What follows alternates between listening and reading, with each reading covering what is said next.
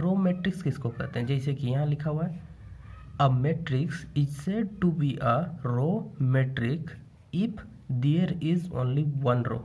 इसका क्या मतलब हुआ कि देखिए, रो मैट्रिक्स जो होगा ना, वैसा मैट्रिक्स को कहते हैं जिसका एक ही रो होगा। जैसे कि अगर एग्जांपल के तौर पर देखते हैं, तो अगर मैं ले लेता हूँ कोई एक मैट्रिक्स, चलिए A11, A12, A13 और A14, इस तरह से A1n तक चल गया, मान लिया, ठीक है।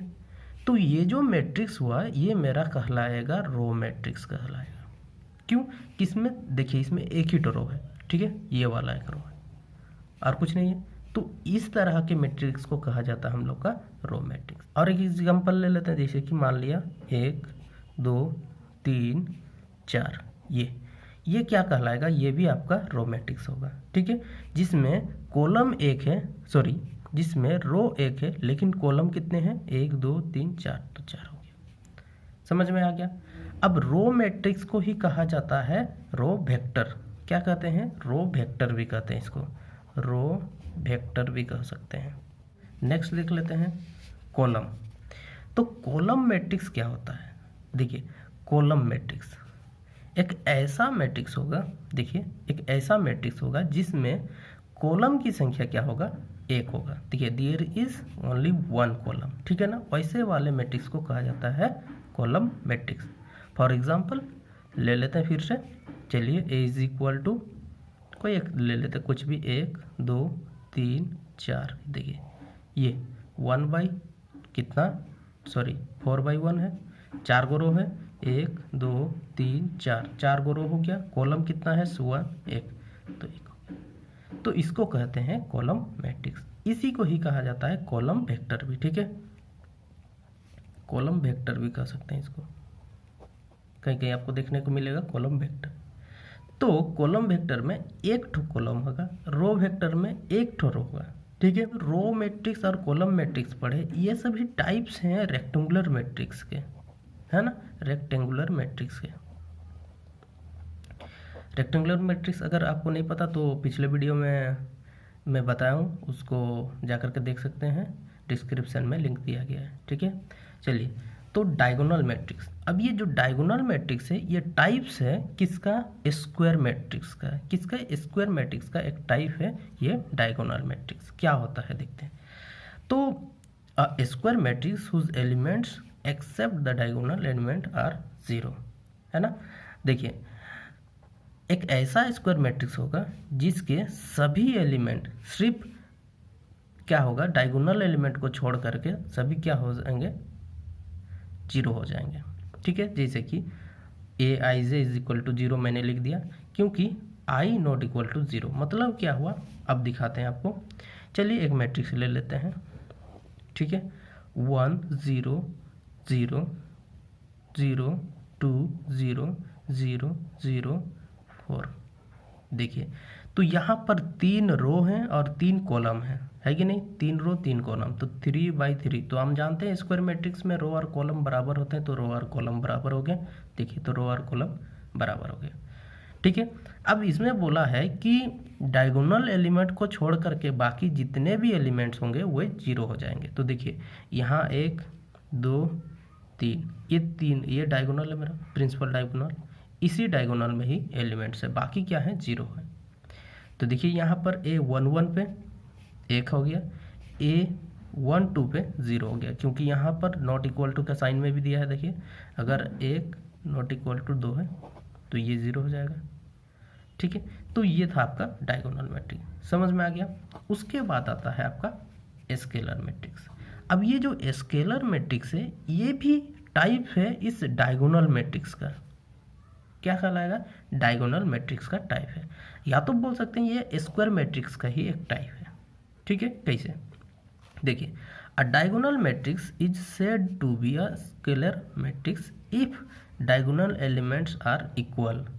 क्या मतलब हुआ भाई? ये देखिए, ए इज इक्वल टू, इसको समझते हैं, 2 0 0 0 2 0 0 0 2।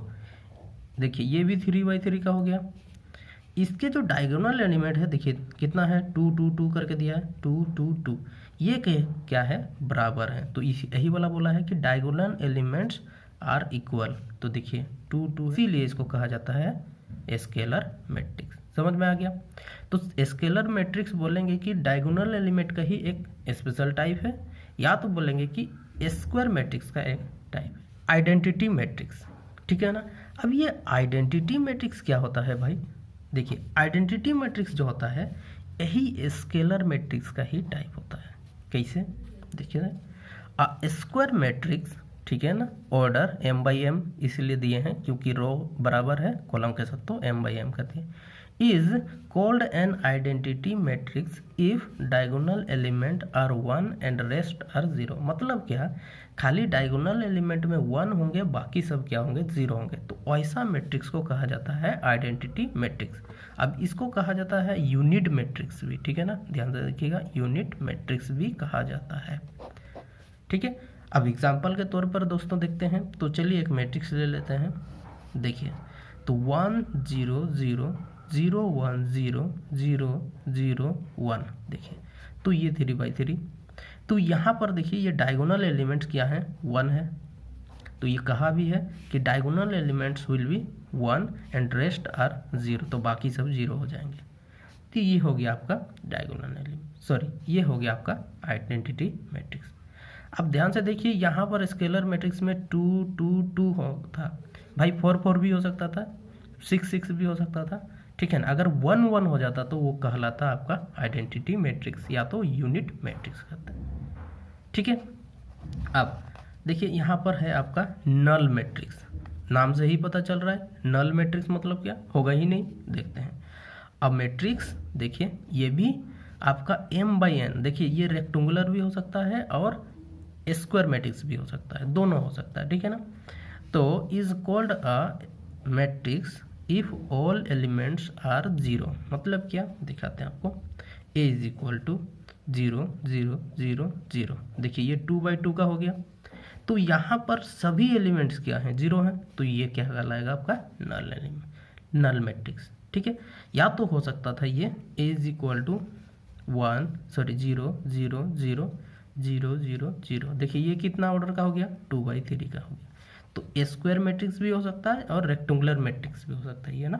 तो नल मैट्रिक्स हो गया। तो समझ गए कि नल मैट्रिक्स किसको कहते हैं, जिसके सारे एलिमेंट्स क्या होंगे आपस में 0 होंगे, इसके सारे एलिमेंट क्या होंगे 0 होंगे, तो उसको कहते हैं हम लोग नल मैट्रिक्स, ठीक है। अपर ट्रायंगुलर मैट्रिक्स किसको कहते हैं, तो हम बोल सकते हैं a matrix is said to be a upper triangular matrix if all the elements above the principal diagonal are present. मतलब क्या कि एक मैट्रिक्स ले लेते हैं, ठीक, देखिए ये क्या हो गया आपका अपर ट्रायंगुलर मैट्रिक्स। मतलब क्या, आपका जो प्रिंसिपल डायगोनल है, देखिए यही डायगोनल है, ये तो 4/4 का है, 4/4 का है। तो 4/4 में देखिए प्रिंसिपल डायगोनल के ऊपर, देखिए ये भी एक स्क्वायर मैट्रिक्स का ही टाइप बना भाई, है ना, क्योंकि ये 4/4 का है। तो ये जो प्रिंसिपल डायगोनल है इसके ऊपर भाई देखो ये ऊपर हो गया, तो ऊपर है सभी एलिमेंट प्रेजेंट हैं, लेकिन नीचे क्या होंगे, सभी 0 हो जाएंगे। तो ऐसा मैट्रिक्स को कहा जाता है अपर ट्रायंगुलर मैट्रिक्स। तो सेम टू सेम अगर इसको एग्जांपल पर दूसरा देख लेते हैं तो क्या हो जाएगा, देखो तो भाई इसको ऐसे कर देते हैं, 2 0 0 कर देते हैं, 3 कर दे, यहाँ पर 4 कर देते हैं, 0 5 6 6 हो गया। तो देखिए ये 3/3 का है, तो इसमें मेरा प्रिंसिपल डायगोनल तो ये हो गया, इसके ऊपर सारे प्रेजेंट है, ठीक है, लेकिन ये क्या होंगे 0। देखिए इसमें जरूरी नहीं कि हर एलिमेंट क्या हो जाएंगे, प्रेजेंट होंगे, कुछ 1 2 भी 0 हो सकते हैं, लेकिन क्या होंगे कि इधर के सारे 0 होंगे। समझ में आ गया। हम लोग का यहाँ देखिए लोअर ट्रायंगुलर मैट्रिक्स, ठीक है ना। तो लोअर ट्रायंगुलर मैट्रिक्स किसको कहेंगे, तो a matrix a triangular matrix is said to be a lower triangular matrix if all the element, ठीक है, all the element above the diagonal elements, ठीक है, above the diagonal elements are 0, ठीक है। मतलब इस डायगोनल एलिमेंट यही है ना, देखिए ये डायगोनल हो गया, इसके ऊपर सारे क्या होंगे 0 हो जाएंगे। तो ऐसा मैट्रिक्स को कहेंगे हम लोग अपर ट्रायंगुलर मैट्रिक्स, सॉरी ऐसा मैट्रिक्स को कहेंगे हम लोग लोअर रेक्टेंगुलर मैट्रिक्स, ठीक है, लेकिन नीचे प्रेजेंट